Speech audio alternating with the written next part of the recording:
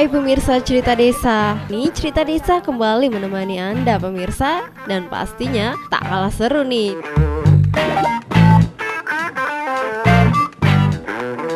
Di episode kali ini, karena saya akan mengajak Anda untuk berjalan-jalan di Desa Labu Api, Kecamatan Labu Api, Kabupaten Lombok Barat.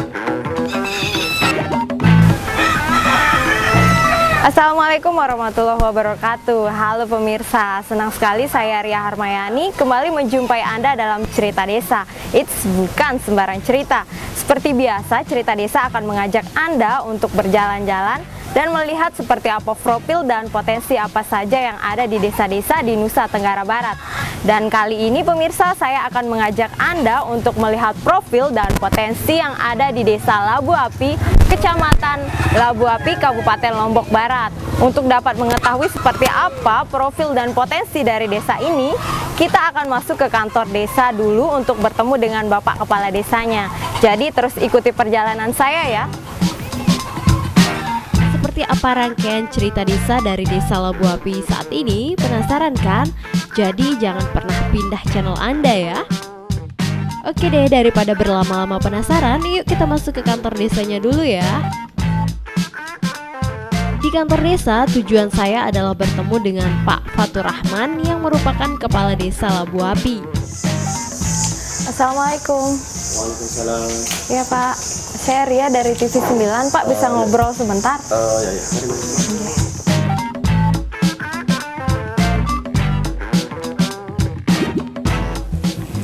Ya begini Pak, saya dan pemirsa di rumah ingin tahu seperti apa profil dan potensi dari Desa Labu Api ini.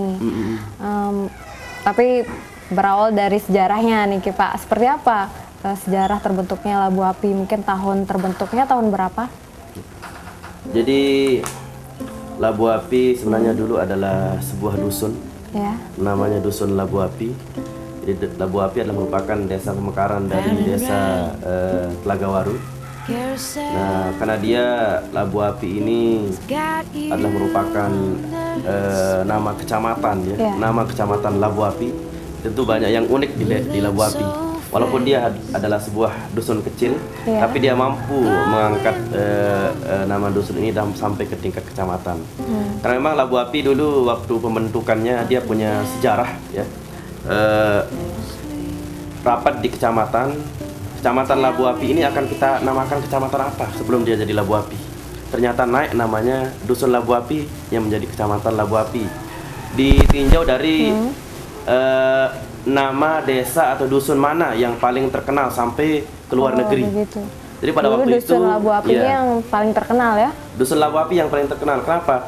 Karena dia Dusun Labu Api ini yang satu-satunya yang sampai orang luar negeri mengenal lewat voli.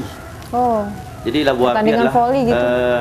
Mencetak kader-kader pemain voli sampai ke tingkat internasional. Wow, luar biasa sekali ya. Masih sampai saat ini Pak? Masih sampai saat ini. Nah, filosofi nama Labu Api sendiri kenapa dinamakan Labu Api?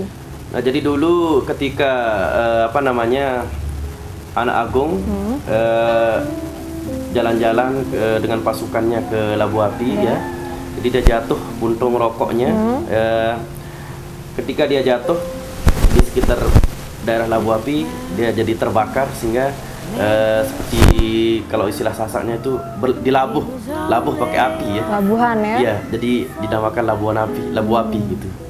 Oh ya, ini di sampingnya sudah banyak sekali ya piala-piala yang berjejer nih ini Pak. Nah ini adalah piala untuk lomba voli juara 1. Luar biasa, itu tingkat apa?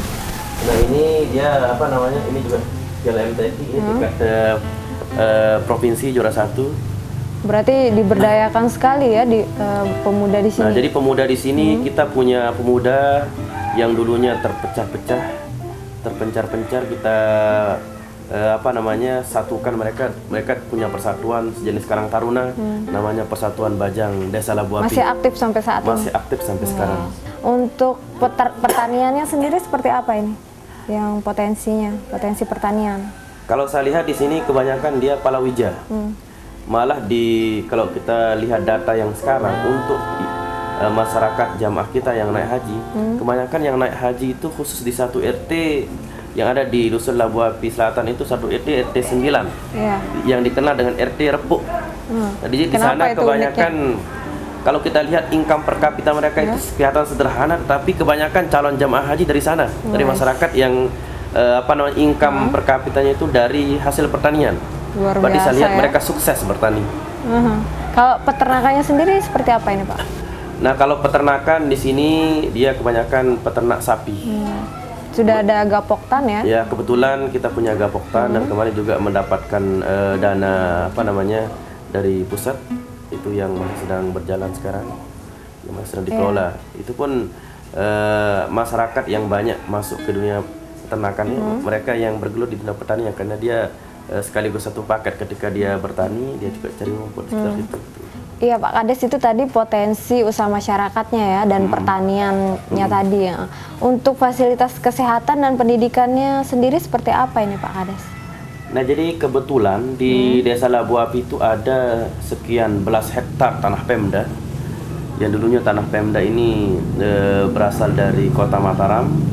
Sebelum dia pemekaran Kota Mataram dengan Lombok Barat, jadi tanah Pemda itu berada di Desa Labu Api. Itu yang saat sekarang ini banyak kita jadikan tempat pembangunan tempat-tempat umum.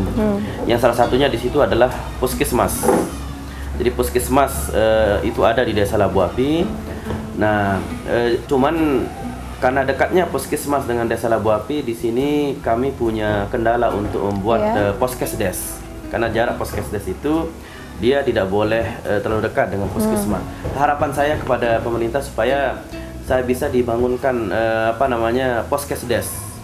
Karena kebetulan juga di sini selain tanah Pemda Kabupaten Lombok Barat yang banyak, juga banyak sekali tanah Pemda provinsi yang sebagian juga di dalam kampung itu lumayan luas. Kalau bisa itu kami bisa dibangunkan poskesdes dari sana, dimanfaatkan karena dia selama ini dia nganggur dan tidak diberdayakan oleh Pemda pemerintah provinsi sendiri. Harapan saya mungkin Dewan Kabupaten dan pemerintah Kabupaten Lombok Barat sendiri mampu memfasilitasi kami untuk mendapatkan tanah provinsi untuk dibangunkan kami poskesdes. Saya penasaran nih Pak Kades, ingin melihat peta desa dari Desa Labu Api. Mungkin bisa ditemenin untuk melihat peta desanya? Ayo, biar.